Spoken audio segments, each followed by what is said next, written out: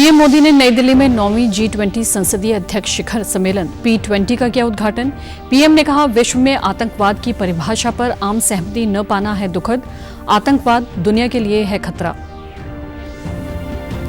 हरियाणा सरकार ने बढ़ाई प्रदेश के मेयरों व डिप्टी मेयरों की वित्तीय और प्रशासनिक शक्तियां, अब 10 करोड़ तक के कार्य करवा सकेंगे।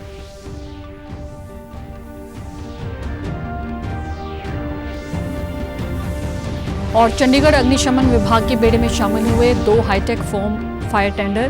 गृह सचिव नितिन यादव और मेयर अनूप गुप्ता ने हरी झंडी दिखाकर किया रवाना।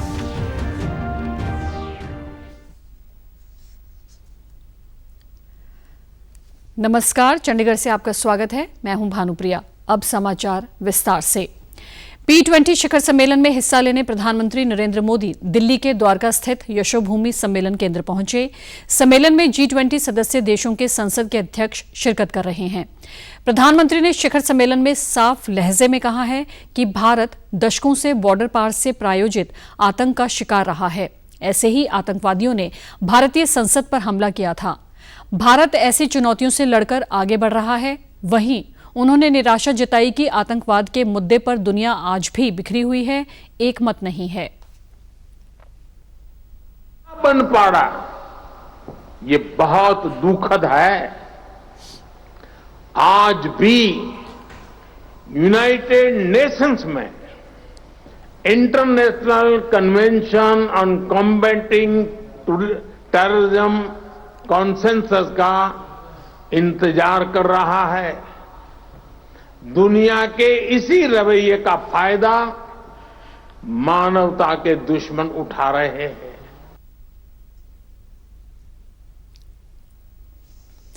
वहीं प्रधानमंत्री ने बताया कि भारत की विविधताओं और इसकी लोकतांत्रिक प्रक्रिया इतनी गहरी और अटूट है कि चाहे कितनी भी चुनौतियां क्यों ना हो, हर बार देश मुश्किलों से जीत जाता है। उन्होंने बिखरी हुई दुनिया से शांति, भाईचारा और आपसी सहयोग बढ़ाने का आग्रह किया। उन्होंने कड़ा प्रहार करते हुए कहा कि आतंकवाद दुनिया के लिए बड़ा खतरा है। प्रधानमंत्री ने कहा कि विश्व में आतंकवाद की परिभाषा पर आम सहमति न बन पाना बेहद दुखद है। वाइब्रेंसी हमें हर चुनौती से लड़ने की, हर मुश्किल का मिलकर समाधान करने की प्रेरणा देती है। फ्रेंड्स, दुनिया के अलग कोनों में जो कुछ भी घट रहा है उससे आज कोई भी अछूता नहीं है।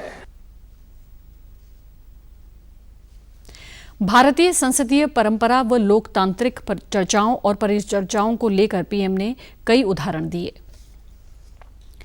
ऑपरेशन अजय के तहत इजरायल के तेल अवीव हवाई अड्डे से 212 भारतीय नागरिकों को लेकर पहली उड़ान दिल्ली हवाई अड्डे पर उतरी है।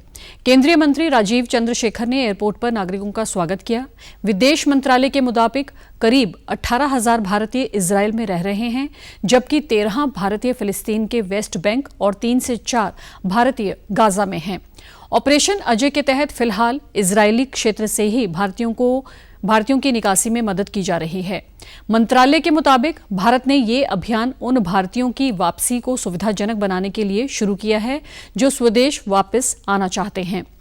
वहीं केंद्रीय मंत्री राजीव चंद्रशेखर ने इजरायल से स्वदेश लौटे भारतीयों के स्वागत के बाद कहा कि हमारी सरकार किसी भी भारतीय को कभी पीछे नहीं छोड़ेगी।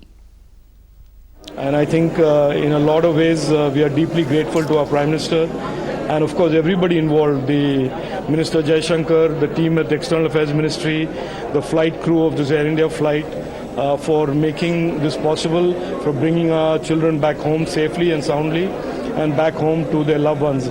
And this is certainly something that is a signature of our government, that we leave no Indian behind in harm's way. उन्होंने कहा कि हमारी सरकार और प्रधानमंत्री उनकी सुरक्षा और सुरक्षित वापस लाने के लिए प्रतिबद्ध हैं। हरियाणा के मुख्यमंत्री मनोहर लाल ने कल हरियाणा निवास में राज्य के नगर निगमों के मेयरों व सीनियर डिप्टी मेयरों के साथ बैठक की। इस दौरान हरियाणा सरकार ने निकायों में होने वाले कामों के लिए मेयरों की वित्तीय शक्तियां बढ़ाकर 2.5 करोड़ से 10 करोड़ कर दी है। इसके अलावा मेयर के प्रशासनिक अधिकार भी बढ़ाए हैं। अब वे नियमों की अवहेलना करने वाले ग्रुप सी व ग्रुप डी के कर्मचारियों को निलंबित भी कर सकेंगे। उन्होंने कहा कि नगर निगम आयुक्त व मेयर में सामंजस्य होना चाहिए ताकि विकास कार्यों में कोई बाधा न आए। मुख्यमंत्री ने कहा कि नगर निगमों का दायरा बढ़ने से कई गांव इसमें शामिल हुए हैं तथा इन गांवों में लाल डोरे के दायरे से बाहर कई कॉलोनियां बन गई हैं। इसमें कृषि भूमि भी शामिल है और इस पर नगर निगमों द्वारा लगभग 4 करोड़ रुपए का संपत्ति कर लगाया है, जिसे लौटाना होगा क्योंकि कृषि भूमि पर किसी प्रकार का संपत्ति कर नहीं लगाया जा सकता। उन्होंने मेयरों को जनवरी तक सभी कामों को पूरा करने के भी निर्देश दिए। साथ ही कहा कि जिन कामों के लिए जितना बजट चाहिए उसके बारे में तत्काल बताएं। बैठक में मेयरों ने कहा कि शहर में अतिक्रमण हटाने के लिए उन्हें पुलिस बल नहीं मिलता, इस वजह से अभियान सफल नहीं हो पाते। इस पर डीजीपी शत्रुजीत कपूर ने आश्वासन दिया कि उन्हें पुलिस की ओर से पूरा सहयोग मिलेगा। चंडीगढ़ के मेयर अनूप गुप्ता और गृह सचिव नितिन यादव ने कल 2 हाईटेक फोम फायर टेंडरों को हरी झंडी दिखाकर रवाना किया। इस दौरान मेयर ने कहा कि इन गाड़ियों से अग्निशमन एवं बचाव सेवा विभाग की आपातकालीन प्रतिक्रिया की तैयारियों में मजबूती आएगी। मेयर ने कहा कि ये वाहन फोम बनाने वाली मशीनों से लैस हैं जो उन्हें सामान्य और रासायनिक आग से प्रभावी ढंग से निपटने में सक्षम बनाते हैं। उन्होंने कहा कि शहर भर में अग्निशमन सेवाओं को और मजबूत करने के लिए नगर निगम ने पिछले 2 वर्षों के लिए अतिरिक्त अग्निशमन उपकरणों के खरीद के लिए 11 करोड़ रुपए आवंटित किए हैं। इस दौरान गृह सचिव नितिन यादव ने कहा कि इस अग्निशमन वाहनों की तैनाती से औद्योगिक क्षेत्रों एवं आसपास के आबादी वाले स्थानों पर आगजनी की घटनाओं पर नियंत्रण एवं रोकथाम की जा सकेगी। होती हैं जो बहुत पुरानी है, जैसे फॉर एग्जांपल अंडरग्राउंड अगर कोई टैंक बनाना है या ओवरहेड टैंक बनाना है और वो बिल्डिंग के स्ट्रक्चर ही उसको सपोर्ट नहीं कर सकता, तो उसके अंदर हम ऑल्टरनेटिव्स उनको सजेस्ट करेंगे। तो मेरी सभी जो हेड्स हैं उनके साथ बात हुई है और they have also come out कि जी हम इसके ऊपर वर्क करेंगे। उनकी जो करस्पॉन्डिंग इंजीनियरिंग विंग्स हैं वो इसके ऊपर वर्क करेंगे ताकि हमारे भी फायर एक्सपर्ट्स उनको गाइड करेंगे कि कैसे कंप्लायंसेस करें इन द कंस्ट्रेंट की वो पूरा बिल्डिंग्स पुरानी है। उन्होंने कहा कि ये गाड़ियां अब 15 मीटर से भी ज्यादा ऊंचाई वाली जगहों पर आसानी से आग बुझाने में सक्षम हैं। पंजाब LSA दूरसंचार विभाग और महानिदेशक दूरसंचार मुख्यालय ने आज चंडीगढ़ में DOT के अधिकारियों, MHA, CBDT, DRI, IB और राज्य पुलिस सहित केंद्रीय LEA के प्रतिनिधियों के लिए सुरक्षा संबंधी मामलों पर एक वार्षिक उत्तरी क्षेत्रीय सम्मेलन का आयोजन किया। इसमें पंजाब, हरियाणा, हिमाचल, जम्मू कश्मीर, दिल्ली, चंडीगढ़, लद्दाख, उत्तर प्रदेश की पुलिस के अलावा क्षेत्र की दूरसंचार सेवा प्रदाता जैसे एयरटेल, रिलायंस, जियो, वोडाफोन, BSNL और C. के प्रतिनिधि सहित 100 से अधिक प्रतिभागियों ने हिस्सा लिया। इस दौरान DOT के डायरेक्टर जनरल SK जैन ने कहा कि दूरसंचार सुरक्षा के महत्व को कम करके नहीं आंका जा सकता। हर दिन हम अपने परिवार में दूरसंचार संसाधनों के उल्लंघन, दुरुपयोग और शोषण के प्रयासों को देखते हैं। Decided to hold these workshops at regional level, so I think we'll have fruitful discussions, exchange of ideas, and also knowledge dissemination for telecom security. The purpose of this workshop is better networking between the telecom sector, between the law enforcement agencies and the private industry. उन्होंने कहा कि ये खतरे न केवल हमारी व्यक्तिगत और वित्तीय जानकारी को खतरे में डालते हैं बल्कि महत्वपूर्ण राष्ट्रीय सुरक्षा जोखिम भी पैदा कर सकते हैं। कार्यक्रम में डिजिटल इंटेलिजेंस यूनिट, संचार साथी मॉड्यूल, साइबर पुलिस पोर्टल जैसे विषयों पर भी चर्चा आयोजित की गई।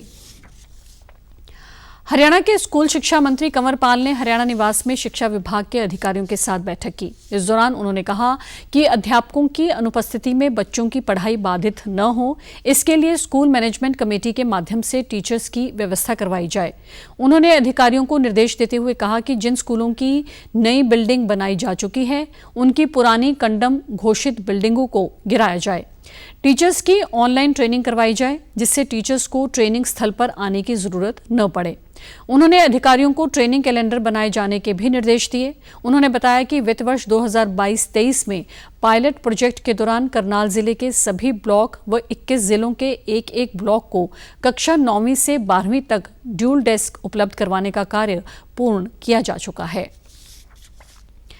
पंजाब सरकार प्रवासी पंजाबियों के मसलों और शिकायतों को जल्दी और तसल्ली बख्श ढंग से निपटाने के लिए होशियारपुर, बठिंडा, पटियाला, जगराओं और गुरदासपुर में 5 मिलनी कार्यक्रमों का आयोजन करेगी। पंजाब के NRI मामलों के मंत्री कुलदीप सिंह धालीवाल ने बताया कि 15 दिसंबर को होशियारपुर, 18 को बठिंडा, 19 को पटियाला, 22 को जगराओं और 29 दिसंबर को गुरदासपुर में होने वाले मिलनी कार्यक्रमों में प्रवासी पंजाबियों के मामलों और शिकायतों का निपटारा किया जाएगा। उन्होंने बताया कि पिछले साल करवाए गए 5 मिलनी कार्यक्रमों में आई 605 शिकायतों का निपटारा किया जा चुका है। धालीवाल ने प्रवासी पंजाबियों से NRI सभा के प्रधान के चयन के लिए पंजाब आने पर अपनी वोट देने का भी आह्वान किया। केंद्रीय गृह मंत्री अमित शाह ने आज दिल्ली सिख गुरुद्वारा प्रबंधक कमेटी द्वारा आयोजित कार्यक्रम में भाग लिया। इस दौरान अमित शाह को सम्मानित किया गया। इस दौरान केंद्रीय मंत्री अमित शाह ने कहा कि सिख गुरुओं ने सर्वधर्म समभाव का रास्ता पूरी दुनिया को दिखाया है। सिख समुदाय धर्म और कर्म दोनों का समान रूप से लेकर आगे चला है। नानक देव साहब का 550वां प्रकाश पर्व हो, गुरु गोविंद सिंह जी का 350वां प्रकाश पर्व हो, चाहे FCRA का, चाहे करतारपुर साहिब कॉरिडोर का सम्मान कर ड्राई पोर्ट का निश्चित समय में 15,000 यात्री जा पाए, इस प्रकार की रचना करनी हो, सुल्तानपुर लोधी को हेरिटेज सिटी बनाना हो।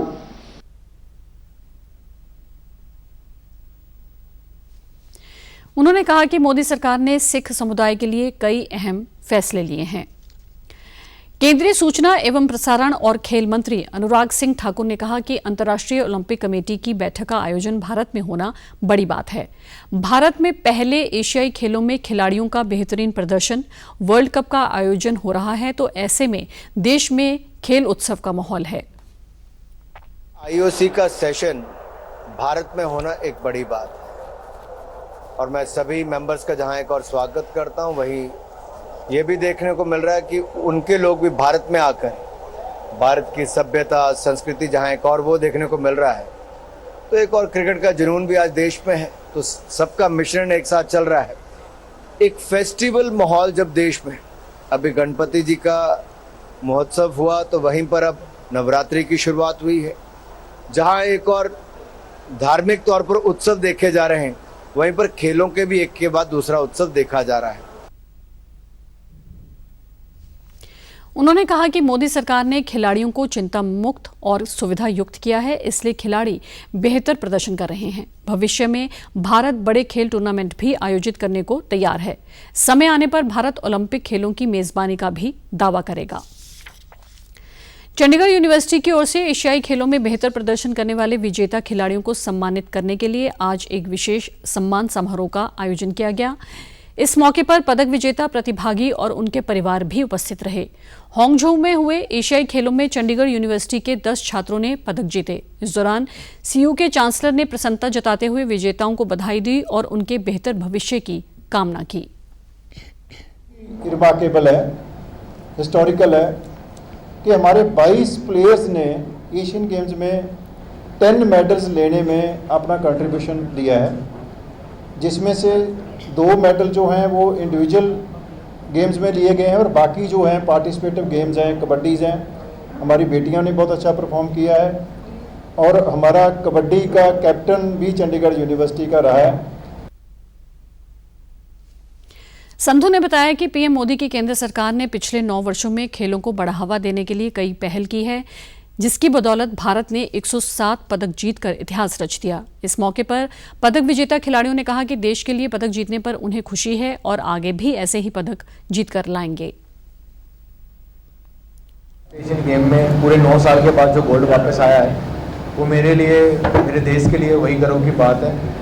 और मैं स्पेशली थैंक यू सर का बोलना चाहूँगा कि हमें चंडीगढ़ यूनिवर्सिटी में इतनी फैसिलिटीज़ देने के लिए, बेस्ट कोचेज़, फिटनेस ट्रेनर। इस मौके पर खिलाड़ियों के अभिभावक भी काफी उत्साहित नजर आए। और आप हमारे समाचार YouTube channel DD news Chandigarh, Facebook DD news Chandigarh और Twitter handle DD news CHD पर भी देख सकते हैं। इसी के साथ चंडीगढ़ से समाचारों का सिलसिला समाप्त होता है। नमस्कार।